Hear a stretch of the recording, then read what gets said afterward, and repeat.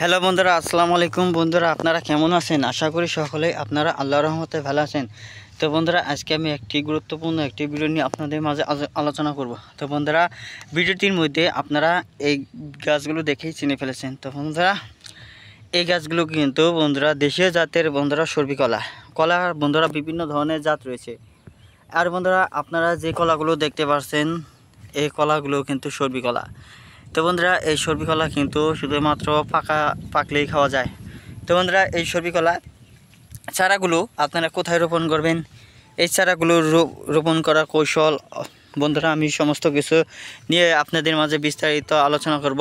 তো বন্ধুরা, যারা আমাদের এই চ্যানেলটিকে সাবস্ক্রাইব করে না নিয়েছেন তারা অবশ্যই আমাদের এই চ্যানেলটিকে সাবস্ক্রাইব করে আমাদের পাশে থাকুন। তো বন্ধুরা, আসুন আর দেরি না করে এই কলাগুলো সর্বপ্রথম খেলে কি হয়।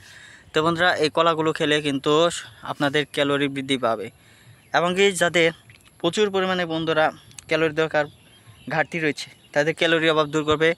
এমনকি বন্ধুরা যাদের রোগ প্রতিরোধ ক্ষমতা একেবারে কম, বিভিন্ন ধরনের বন্ধুরা ডাক্তার কাছে যান তারপরও কাজ হচ্ছে না। তো বন্ধুরা, আপনারা যদি নিয়মিত এই সর্বিকলা খেতে পারেন তাহলে অবশ্যই আপনাদের বন্ধুরা বিভিন্ন ধরনের প্রোটিনের অভাব পূরণ হবে। তো বন্ধুরা, শুধু তাই নয়, এই কলা ছাড়া কিন্তু আপনারা কি করতে পারবেন, পুকুরের আশেপাশে চাষাবাদ করতে পারেন। আপনারা দেখতে পাচ্ছেন গ্রামগঞ্জের লোকেরা পুকুরের আশেপাশে চাষাবাদ করছে। এবং কি বন্ধুরা, আপনারা বাড়ির আঙ্গিনায় বন্ধুরা আপনারা এই কলার চারাগুলো রোপণ করতে পারেন। তাহলে বন্ধুরা অবশ্যই প্রতি জমিতেও আপনারা বন্ধুরা এই কলা চারাগুলো রোপণ করতে পারেন।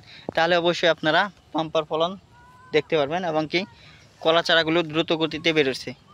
তো বন্ধুরা, এই ভিডিওটি থেকে যদি আপনারা সামান্যতম উপকার পেয়ে থাকেন তাহলে অবশ্যই বন্ধুরা আমাদের এই চ্যানেলটিকে সাবস্ক্রাইব করে আমাদের পাশে থাকবেন। ধন্যবাদ আপনাদেরকে।